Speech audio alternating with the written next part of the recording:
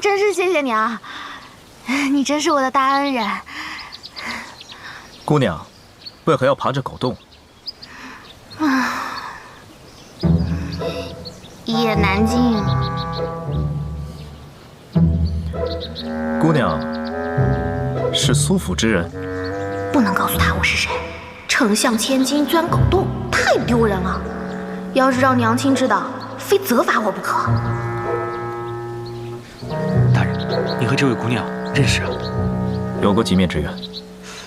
这堂堂丞相府中的人，竟然会从狗洞里爬出来，莫不是贼吧？贼？你说谁是贼啊？我长得像贼吗？你才是贼，你全家都是贼。哎，不是，你刚刚叫他什么？秦都尉？你姓秦，叫秦都尉？那你爹是谁啊？放肆！竟敢追我们都尉大名！在下秦朗，现任京城骑都尉，家父是镇国将军秦维。你是秦朗？正是在下。敢问姑娘芳名？哎，站住！别跑！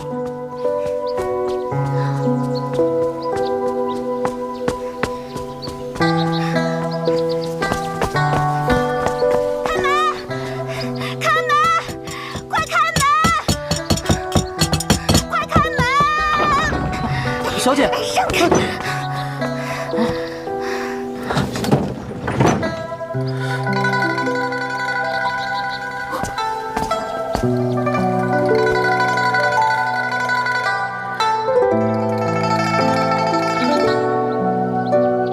天，看来这位姑娘还真是苏府的人。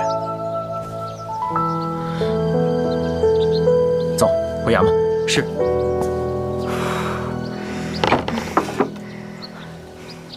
小姐，那个……嘘，就当没看见。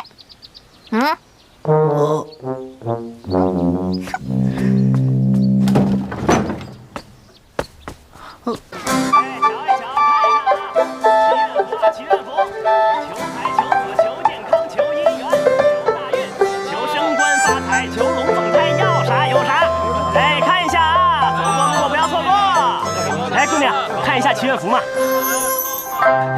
祈愿符，姑娘，你快看看，我们家的祈愿符可灵了。你要是有什么愿望，把这个符啊往树上一挂，不出3天，保管灵验。真的假的？真金不怕火炼。要几个？1个、2个、3个、4个、15个。什么？15个。15个？哎，这。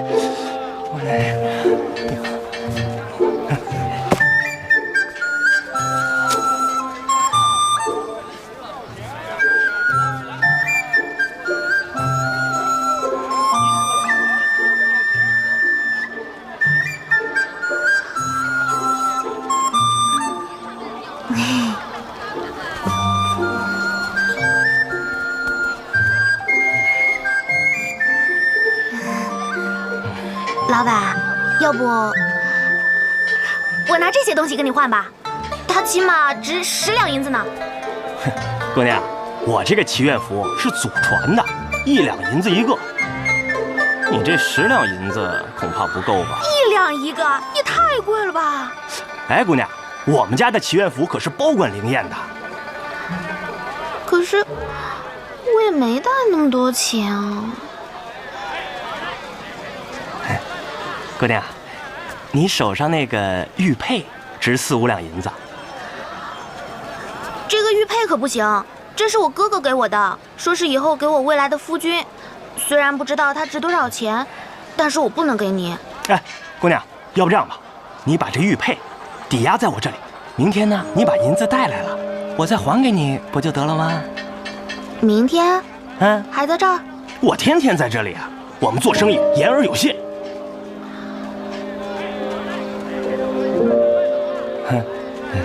好吧，我相信你。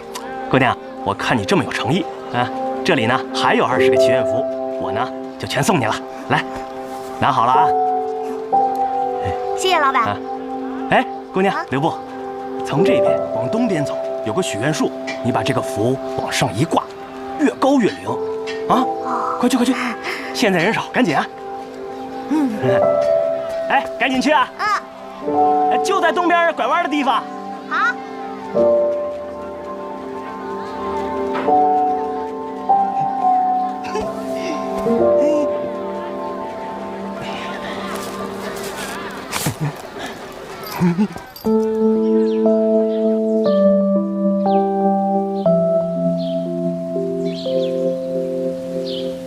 各路神仙保佑，爹爹、娘亲身体健康，长命百岁。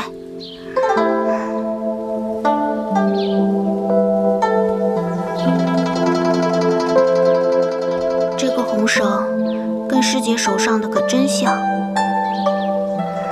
回京城这么长时间了，也不知道师姐他们怎么样了。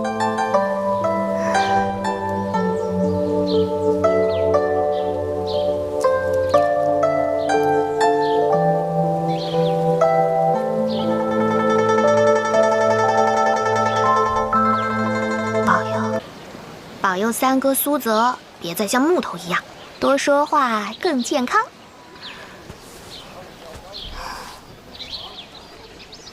保佑梁天表姐。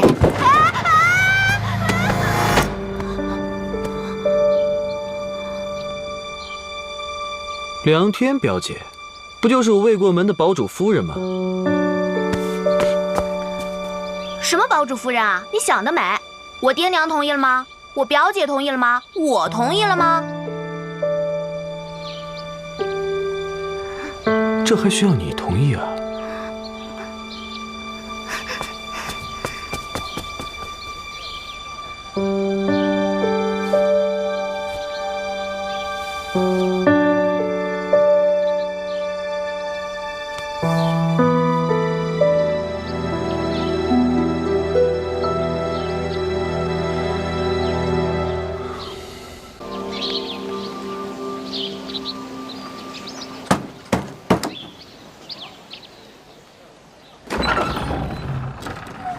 请问您是？将军府秦老前来拜见丞相大人。秦二公子，小的有眼不识泰山，望秦公子恕罪。您快请进，小的这就去通报。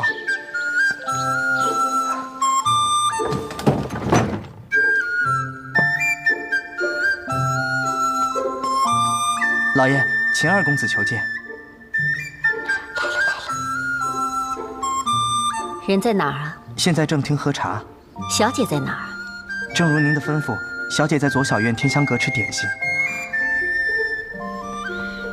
你把秦公子带过去，就叫他在那儿等老爷。记住了，进去不要敲门，把人送到就出来，知道了吗？知道了，小的先下去了。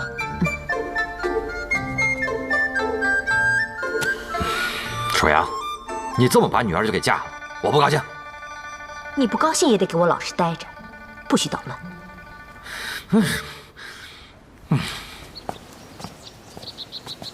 请。我们家老爷在书房处理一些事务，特地吩咐小的伺候您吃一些茶点。老爷一会儿就过来。客气了。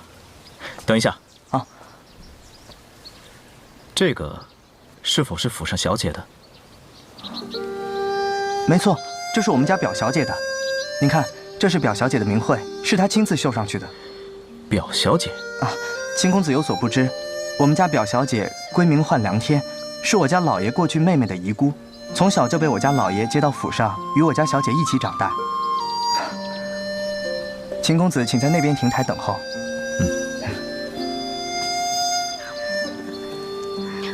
娘亲怎么还不来啊？六哥做的点心为什么就吃不腻呢？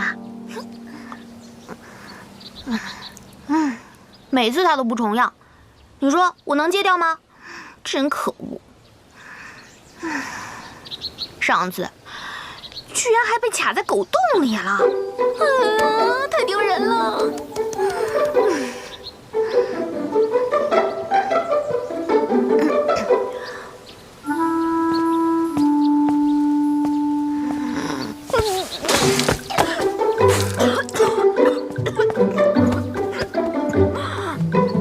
好些了吗？不是你怎么知道我在这儿啊？姑娘误会了，是家父派我来府上拜见苏大人的。那你怎么来这儿啊？你应该去书房啊。这是府上家丁带我来的。肯定又是爹娘搞的鬼。啊，对了，梁姑娘，这个手帕应该是你的。嗯？表姐落在我这的手帕。上次原本想把手帕还给姑娘，奈何梁姑娘匆匆离开。梁天这个名字真的是与众不同。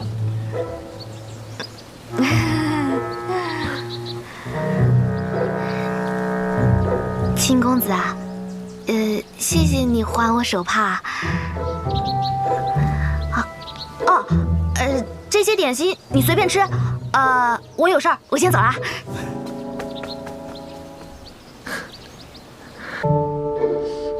爹娘，可是有什么要事发生？一会儿就知道了。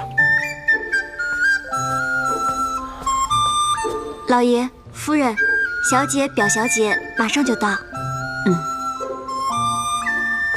娘亲，爹爹。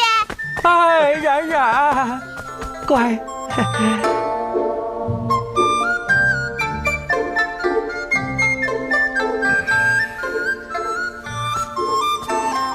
天儿，舅舅、舅母，冉冉，你爹与我一直希望你跟天儿一样举止大方、彬彬有礼。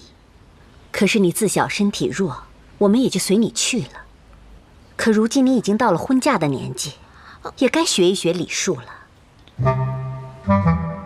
娘，妹妹天性活泼，要是把妹妹变成天儿这般，那妹妹也就不是妹妹了。对啊，就是啊，娘，你看妹妹这个样子，不是挺好的吗？我倒是还想娶一个像妹妹这样的妻子呢。是啊，你上哪儿找像妹妹这么可爱的女子去啊？娘，您既然已经有一个像表姐一样的女儿，何必再要一个脾性一样的女儿呢？就是，弟弟们说的对，别再为难妹妹了。我也觉得，我觉得我们家冉冉现在就挺好的。对啊，都给我闭嘴！给我点面子，孩子们都看着呢。娘，您别生气了，冉冉学就是啦。你看，我就说嘛，你看冉冉多乖呀。成亲之后是有很多规矩要守的，那现在就放松一下，不也挺好的吗？对不对？就是啊，说的对，就是对啊，对，就是。冉冉，今日早朝后，你爹与秦将军商量，你与秦朗的成亲日子定在了8月15。爹，怎么可以出卖我？我也是被逼的，我也不想啊，女儿。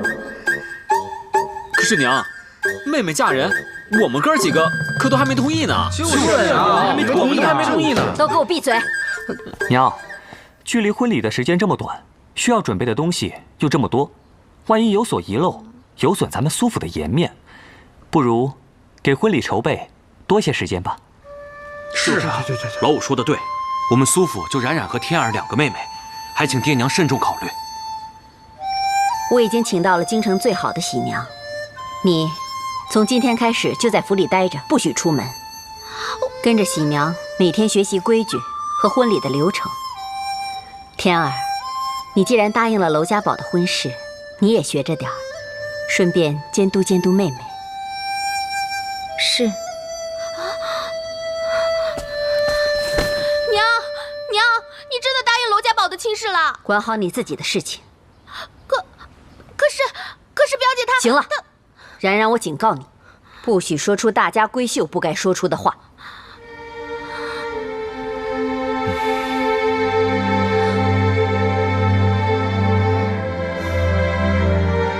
好了，你们都下去吧。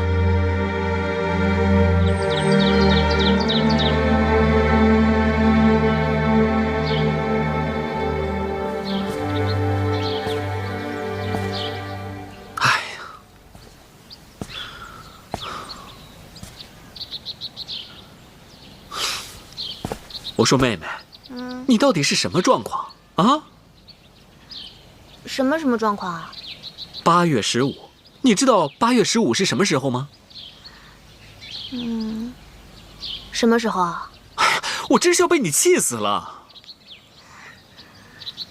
离8月15还有20天。什么？还有20天？我就要嫁人了！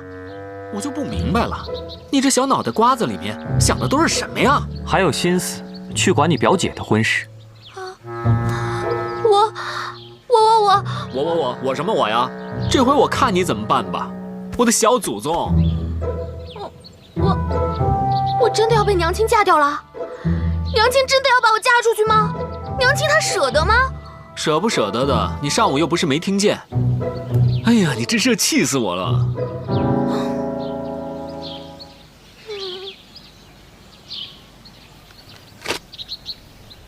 妹妹，你过来。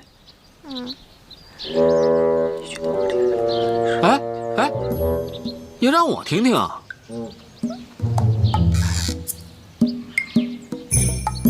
就说咱们妹妹，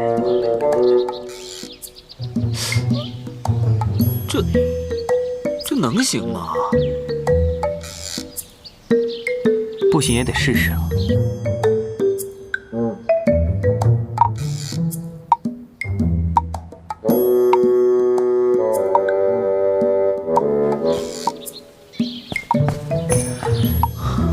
怎么样？娘亲说了，妹妹一心向佛，也是一件好事。娘还说了，既然妹妹不想出屋，那就不出，悄悄沐浴，静静心也挺好的。那就晚点让喜娘再来。不想吃饭呢，那就不吃。反正成亲之日，还是要瘦瘦的才好看。娘亲还说了，这么烂的主意是谁出的？哎，娘亲本来就是这么说的。妹妹啊，看来这戏你还要继续演下去才行，不然娘亲不信呢。五哥、七哥，你们先走吧，别管我，就让我在这里敲木鱼吧。那我们再去找大哥商量商量。好。妹妹，那你多保重啊。哥哥晚一点再来看你。走了，走了。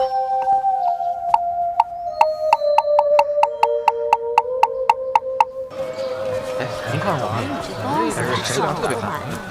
使劲那个，使劲没人挺结实啊，哎，姑娘，来一个吧。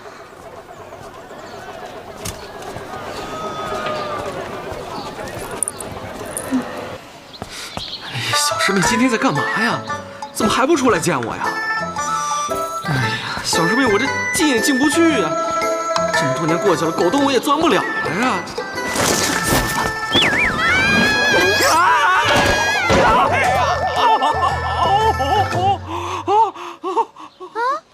九师兄，你怎么在这儿啊？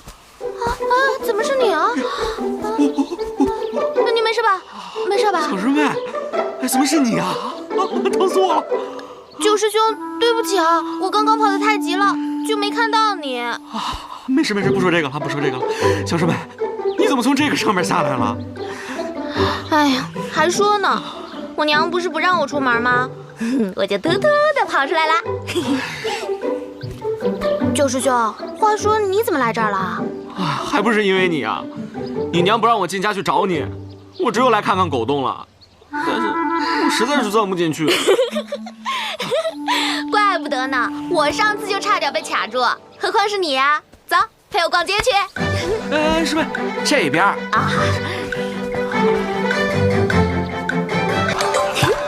来，您看看。买一个吧。不要。您慢走。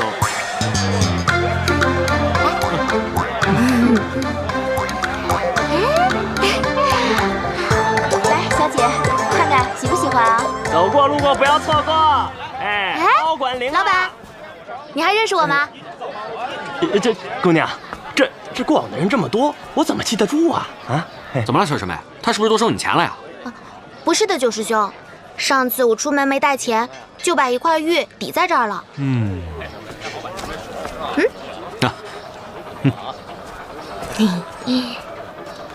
老板，我把银子还给你，你把玉还给我吧。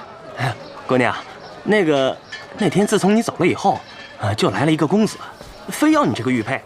哎呀，这人高个子大，我也没办法，我只能给他了。个子很高。要说个子很高的话，你家的哥哥个子都挺高的呀。要说人高马大嘛，那只有你4个了。你回家问问不就得了？是。老板，再给我来一包。啊。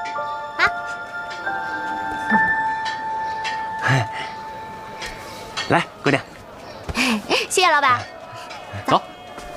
去那边看看。好。上一次没顺利挂符，这次我要把师姐的也挂上，还有二师兄。就没有我的呀？当然有啊。谢谢小师妹。小师妹，还有什么要买的吗？要不把这些都给买了吧，然后把它们搬到太乙山上，这样的话，我就不用下山啦。您又来这儿巡街了？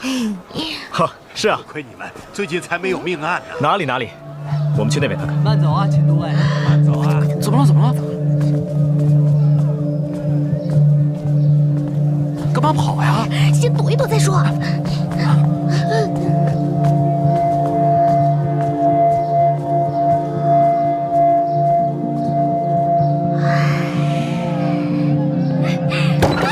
怎么了？老实点！你们干什么？抓起来！小师妹！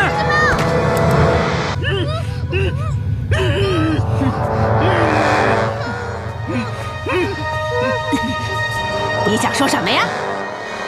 你不就是想要钱吗？你要多少钱？我给。财大气粗是不是？只要你说得出来，我都给他钱。就你们今天来我这儿的方式，试问我能让你回去搬救兵吗？啊！你真卑鄙、无耻、下流、臭婆娘！怎么，你也想说点什么吗？小师妹，别怕，小师妹。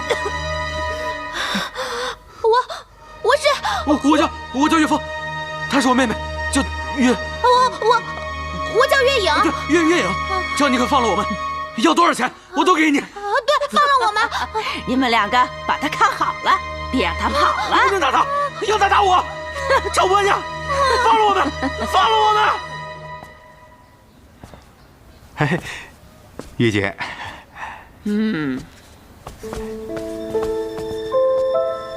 是你带金英过来的？哎，对。这姑娘姿色还可以，就是脾气太犟了。是啊。什么来路啊？白路子。白路子，我喜欢。风险小，可是给我招来了2个凶神呐。不过也没事儿。叫万春去调教那个叫金英的姑娘。好，都听玉姐您的。你刚刚为什么不让我说我是谁啊？小师妹，你傻呀？你呀，看那个老女人的打扮，还口口声声说要把你卖了，再加上之前绑架的那个姑娘，这里肯定是妓院呀。你要说出来你是谁，将来跳进黄河都洗不清了。哎呦，再说了，你说出来你是谁，他会把你放了吗？这种人连钱都不要，这里肯定不是一般的妓院呐！这可怎么办啊？刚刚那位姑娘也一定是被绑在哪个地方了。哎呀，你还有心思担心别人呢？我们自己都自顾不暇了。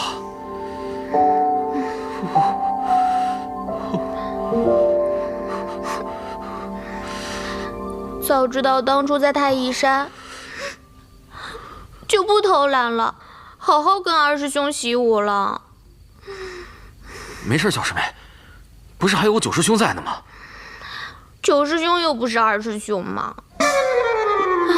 九师兄有钱呢。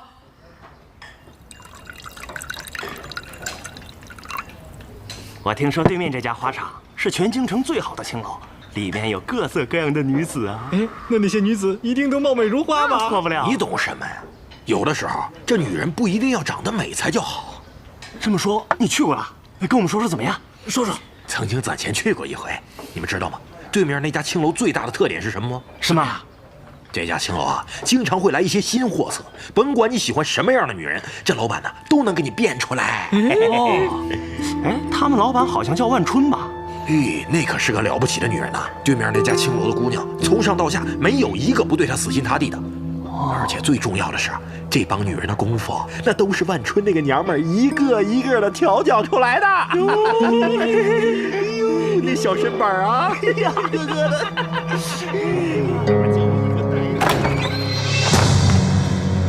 快放了我们！放了我们！你们想干什么啊？放了我们！求求你们放了我们！放了我们！求求你们！小师妹，你别怕，我一定会救你出去的。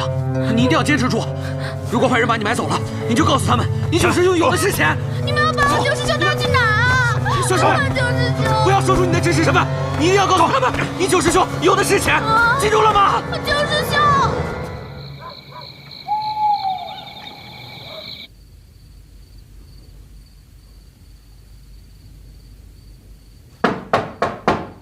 进来。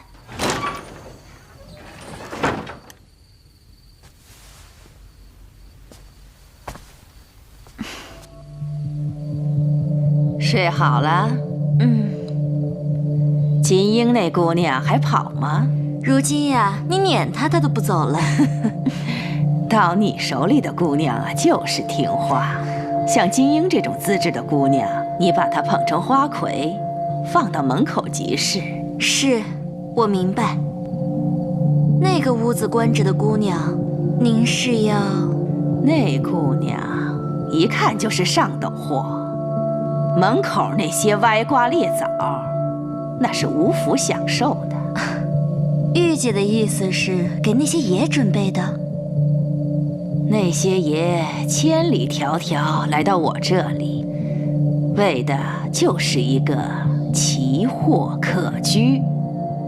那个姑娘是她自己撞上来的，而且时间刚刚好，今天是拍卖会，就把它做成压轴的。是。对了，那些爷来京城都入住了吗？其他的爷都到了，只还剩下那一位爷了。那一位爷，到如今我都没有搞明白他到底是什么来历。给我小心伺候着。是。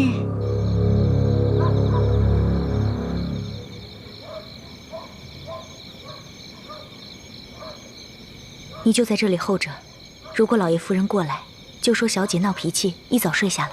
是。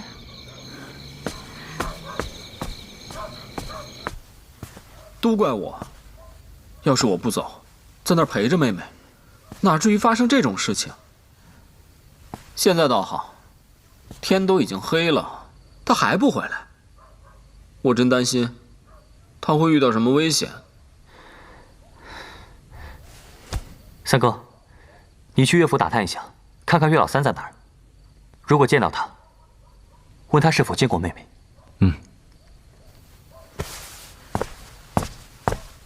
冉冉平时虽然调皮，但是从来不会夜不归宿。我怕她出事了。不行不行，我现在就要去告诉爹娘。苏姐，坐下。你这个时间出去告诉爹娘，无非是让他们担心。等会儿去找大哥他们，我们兄弟几个出府去找，切记别让别人发现了。那我们快走吧。那你们去，我去冉冉房间。如果她回来了，我就放消息给你们。哦，走。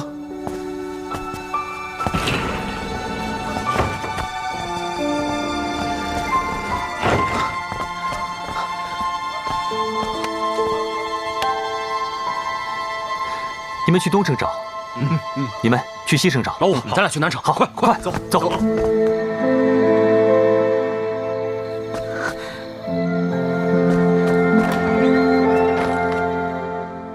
我猜你会来。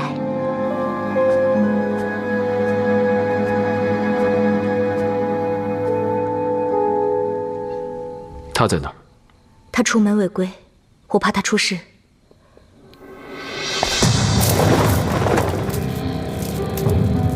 希望你能把他平安带回来。喝呀！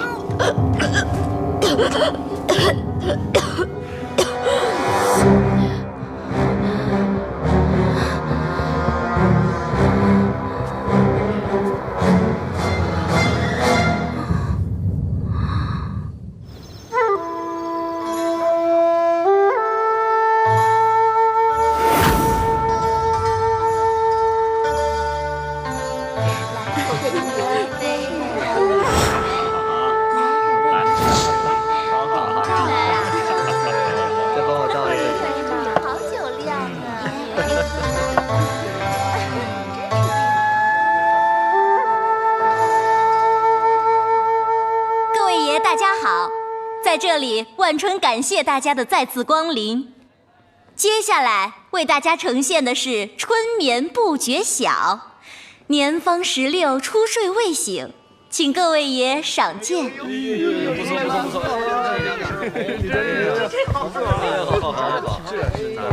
这身段前凸后翘的，挺好挺好挺好。哎，这姑娘我要了。谢谢这位爷。下一位为大家呈现的是万绿丛中一点红，年方18，娇艳欲滴，请各位爷赏鉴。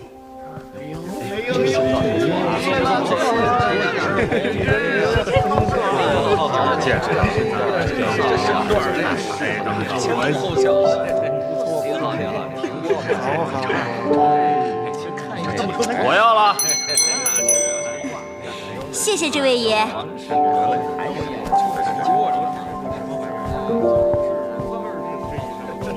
接下来呢，是我们今晚。哎呦爷，我还以为这个月您不来了呢。不过今天您还是赶上了。您瞧瞧，这是这个月最好的趣儿了。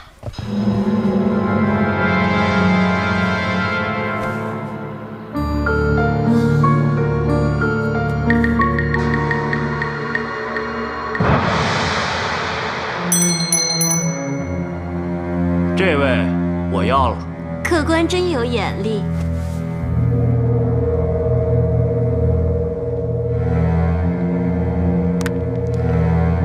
您难得拉一回铃声，还被别人抢了先，要不您等下个月？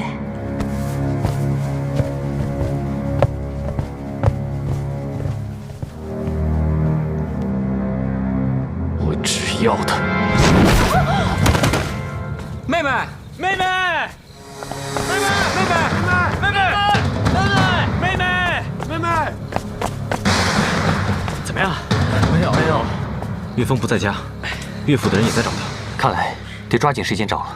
走，走，走。站住！站住！站住！站住！哪儿跑啊？住手！别来！别来！住手啊！你不是会跑吗？你哪儿跑啊你？打了这打住！别打我！住手！住手！住手！全都给我住手！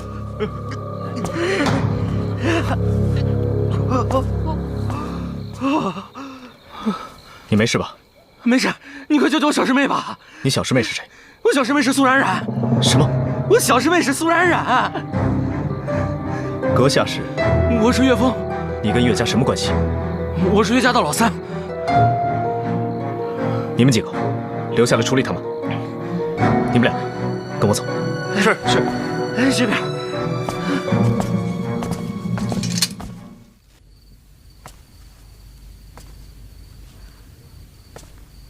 你查清楚了，真的是那位爷？不可能错的。这就怪了。玉姐进的就是他的包间，不会错的。这位爷在每次的拍卖会上从不点姑娘，可是出手阔绰，总是来往于各位爷之间。虽然这些个爷之间从不来往，但是唯独与他不接吻，所以连玉姐也一直忌惮着他。我一直以为他来我这儿是另有目的的，所以我才觉得奇怪。婉春姐，不好了，外面被官府的人给包围了。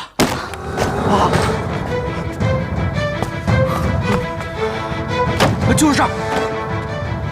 小师妹，小师妹，人呢？人呢？之前还关在这里呢。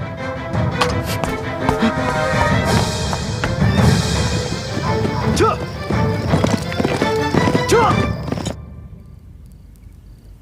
没想到京城竟然还有拍卖女子这种地方。我也是第一次来，看来啊，以前都白活了。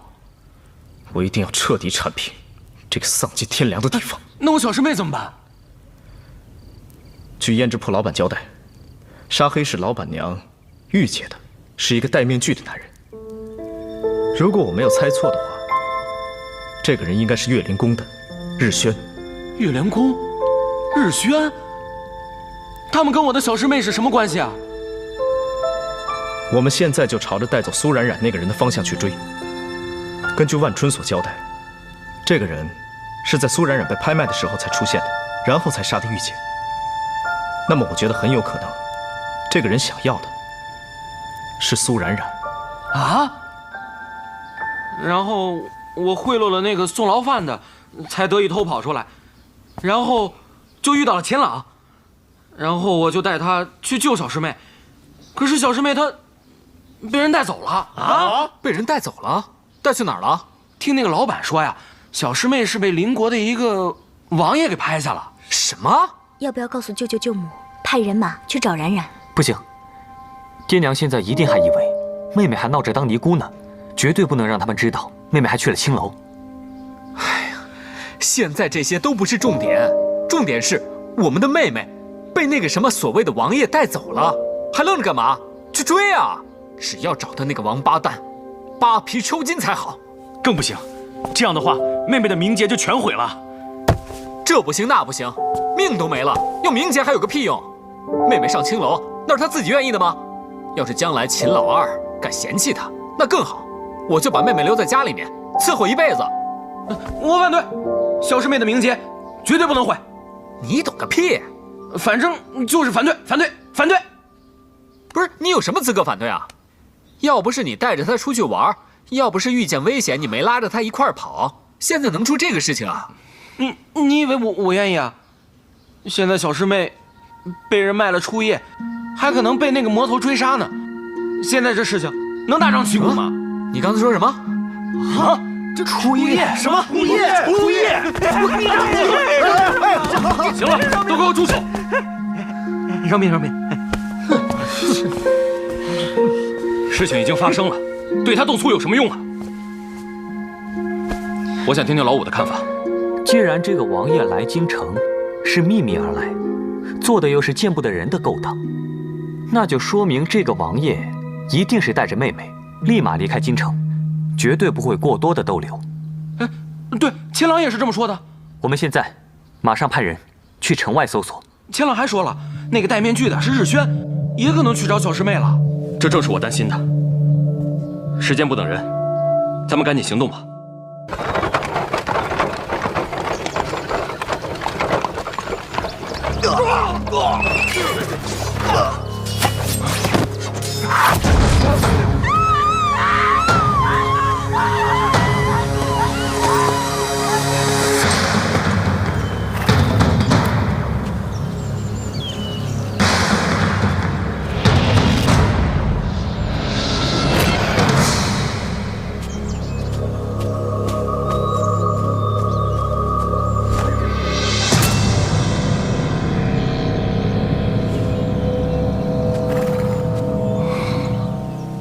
我们来晚了，看来日勋已经把妹妹带走了。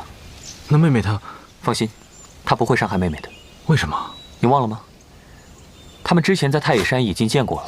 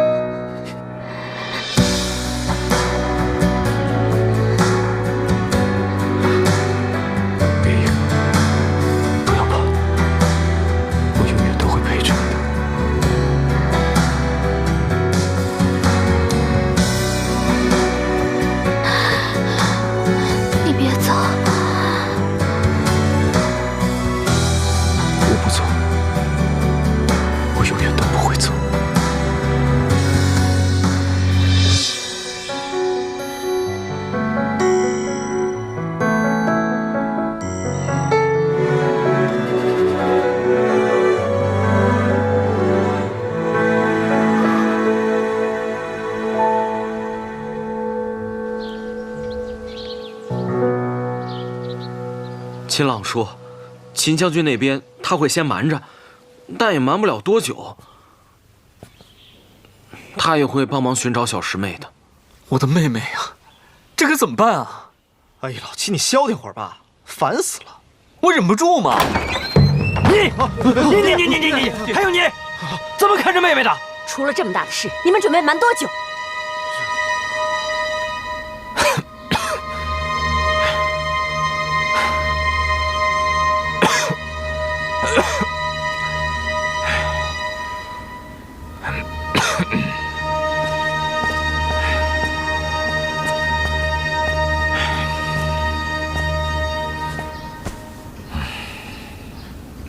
爹，娘，冉冉已经脱离危险了。那妹妹呢？妹妹呢？妹妹呢？怎么样？那人呢？等一下，等等我！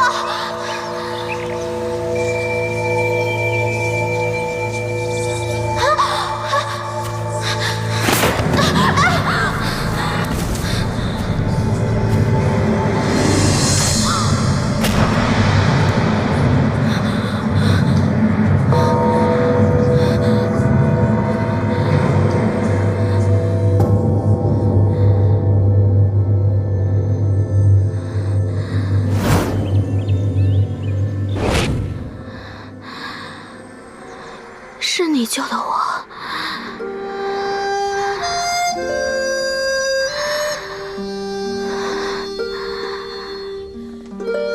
这是哪儿啊？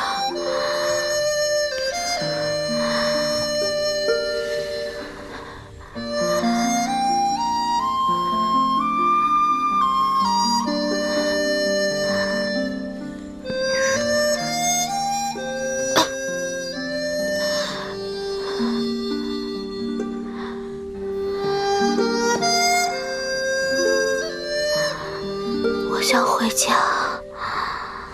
别说话，睡吧。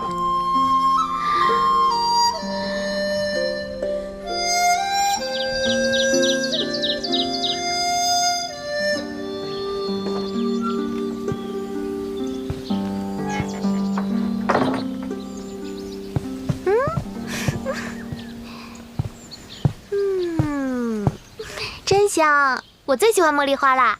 谢谢你啊。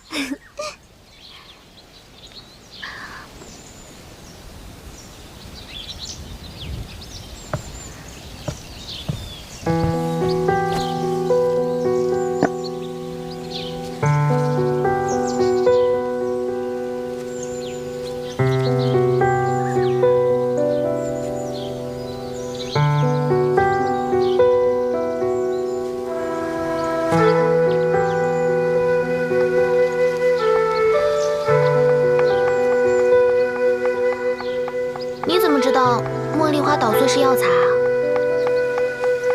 你受伤了啊？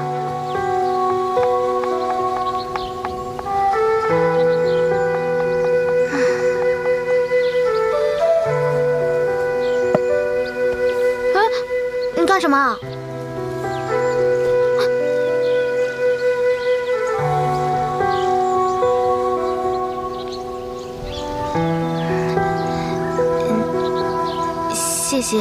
谢谢你救了我。我被人灌了药，体内又有毒。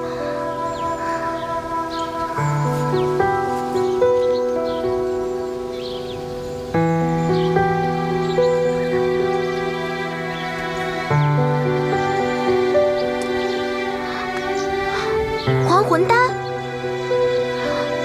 你怎么知道？这是素女师傅特意给我的。你怎么知道这个药能解我的毒？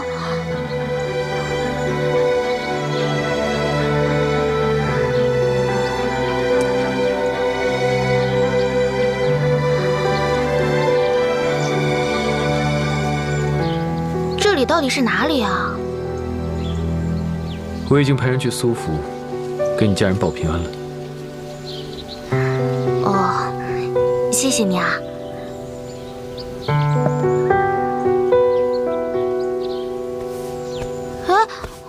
别动。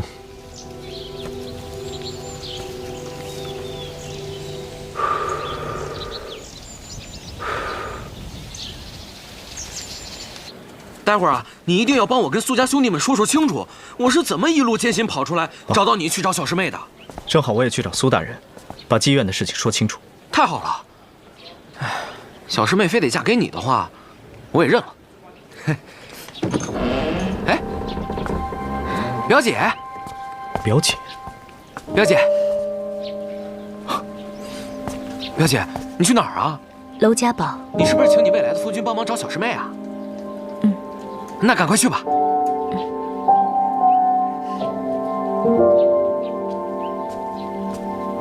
表姐，你慢点。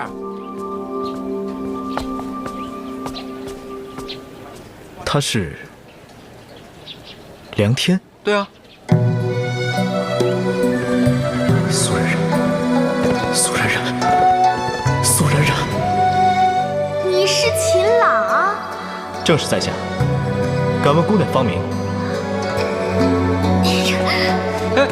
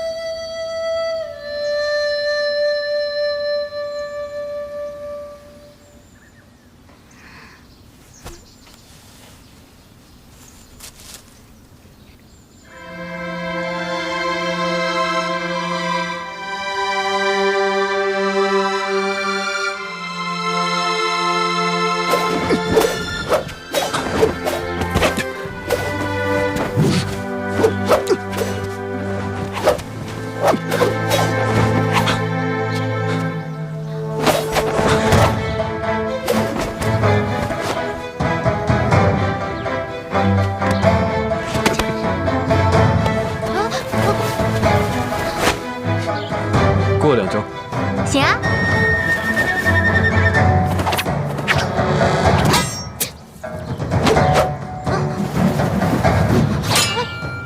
你的一招一式怎么跟我二师兄萧慕尘的剑术套路这么像啊？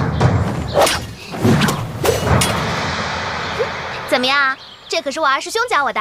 我之前在太乙山的时候不爱练功，但是只有跟二师兄练剑的时候特别有意思。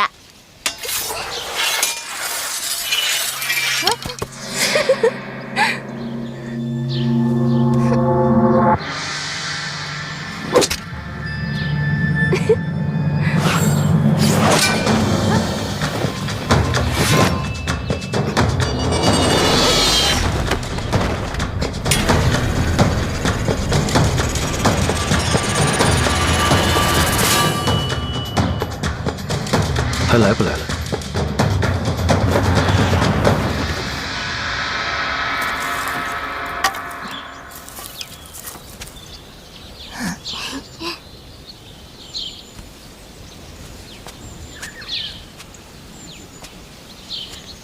哎，没事没事，你不用管我的，我只是随便看看。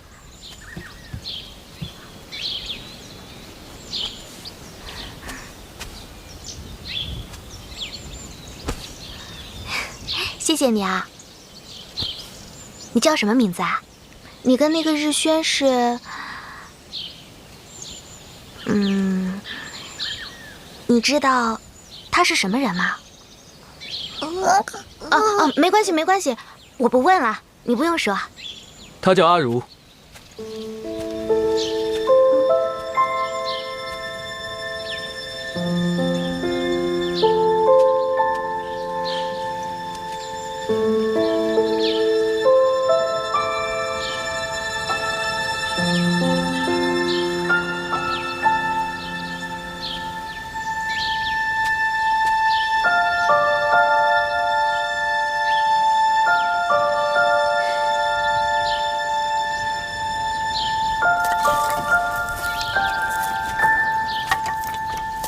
你看，我在这儿待了这么久，也不知道这是哪儿。我这么久没回家，我爹娘和哥哥们肯定都急死了。多亏了你的照顾，我的伤也好了，所以我必须得回家了。哎，你不用送我的，我可以自己走，你只要告诉我怎么走就行。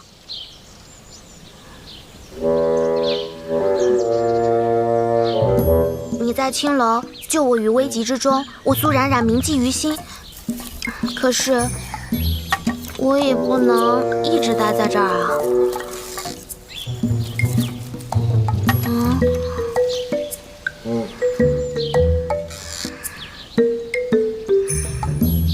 要不咱俩来猜拳吧？我要是赢了的话，你就让我走。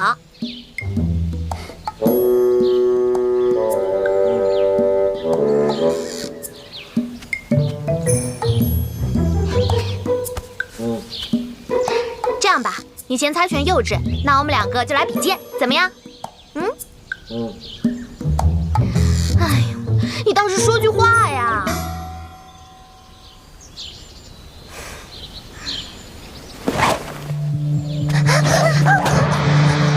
你没事吧？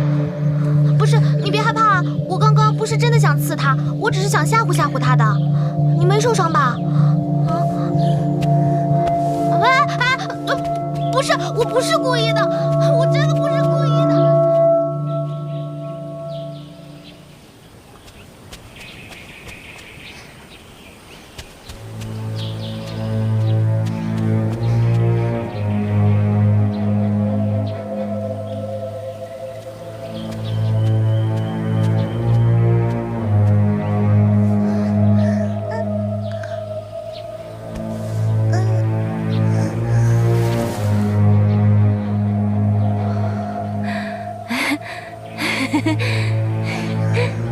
谢谢你救了我。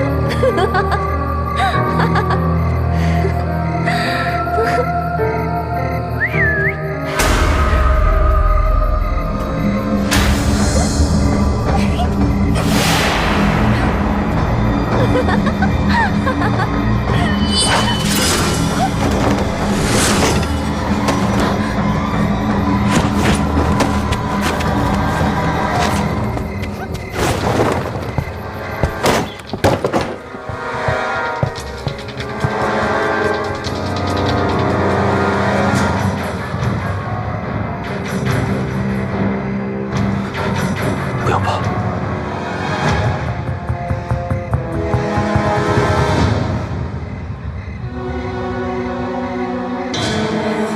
右护法，你应该比谁都清楚，我岳灵宫的御师术岂是儿戏？刚才发生了什么？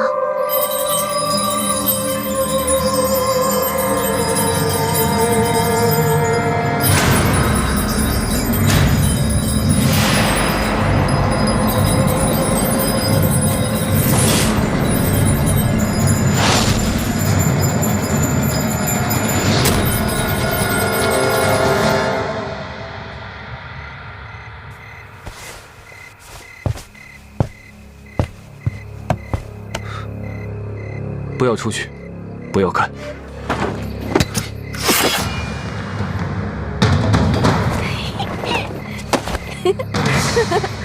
右护法，你总算出来了。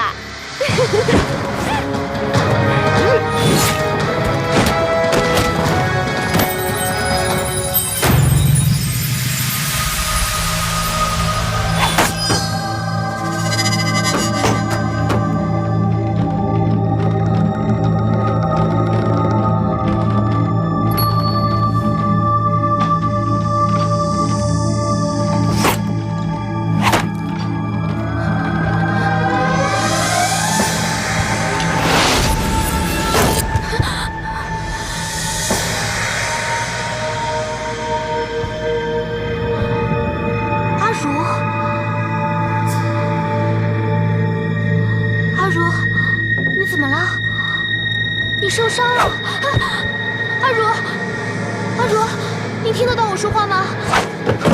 阿如，快住手！阿如，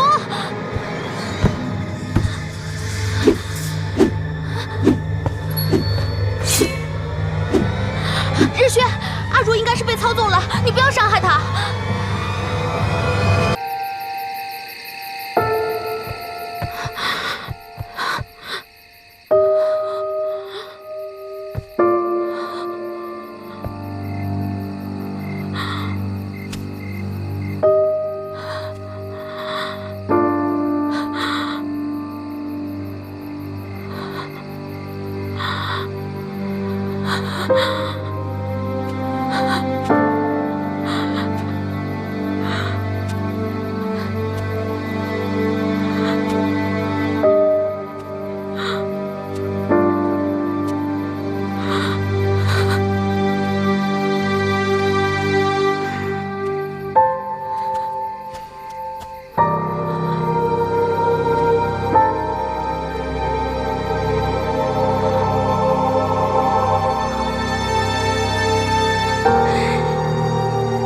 这个杀人如麻的人，你懂什么？他们都已经死了。我不懂。是啊，我怎么可能懂一个又冷血又杀人如麻的人？放开我！我不管别人怎么样，谁伤害了你，就得死。你不管别人怎么样，你为了我杀死他们，我要感激你吗？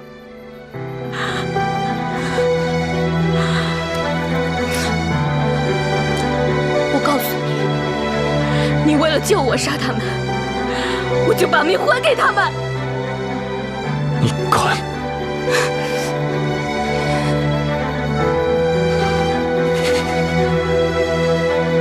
你走吧。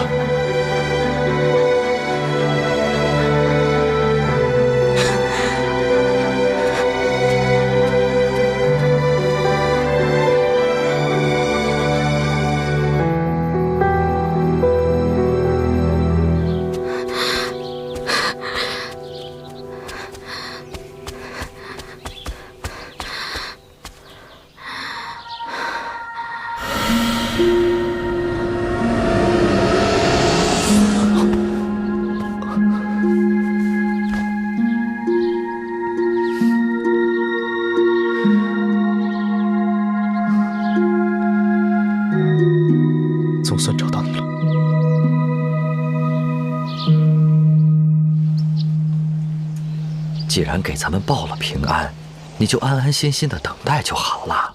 这万一要是你的身子出点什么问题，女儿回来可就不高兴了。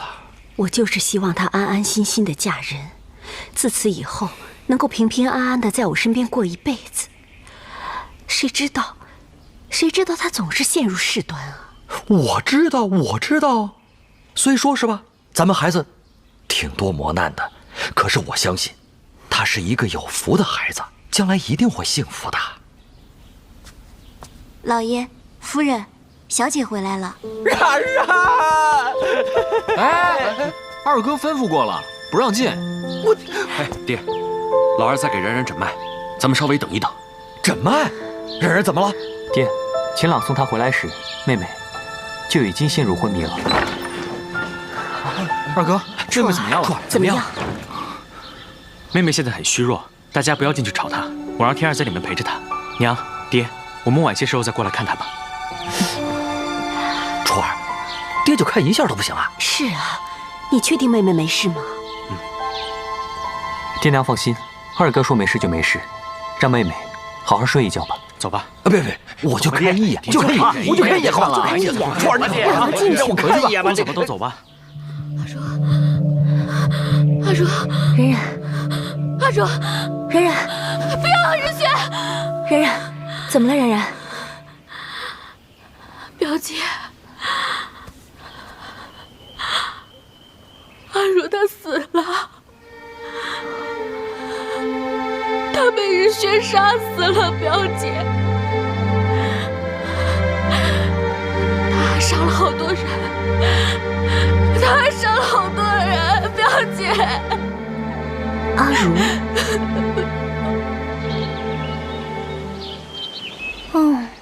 夏二守着那株花快3年了，有时候我真的很佩服他的毅力。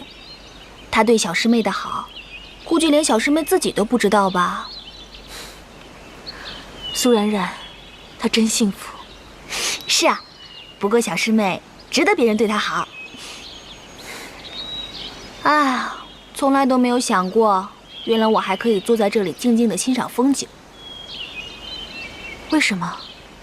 我姐姐不见了之后，我娘郁郁而终，我爹避而不见我，师弟们怕我伤心，就老是给我惹麻烦，所以我就一直忙，忙到最后，发现都没有时间难过了。那这些事情，你和苏冉冉说过吗？她比我还惨，她带着剧毒出生，我们都说她活不过8岁呢。不过多亏了素女姑姑，她才活了下来。但是终究还是付出了代价。什么代价？素女姑姑用金针压制她的毒，并且抹去了她的一段记忆。可是那段记忆会要了她的命，所以那个人才会那么痛苦吧？那个人，你不认识？唉。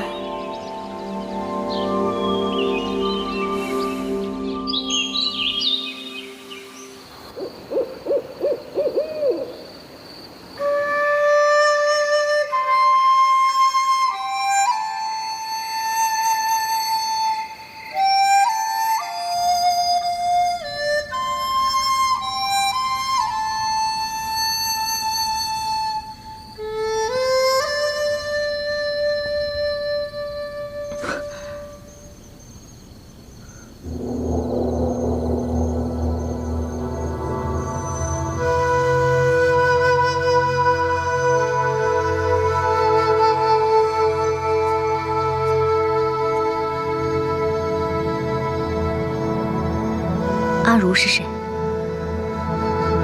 孤儿。你杀了他？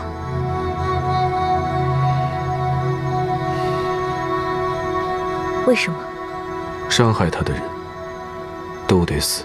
可是你也伤害了他。我知道。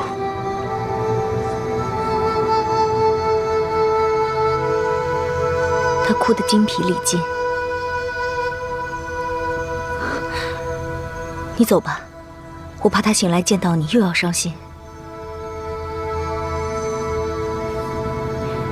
如果可以，我希望你以后不要出现在他身边。既然他忘了，何必强求？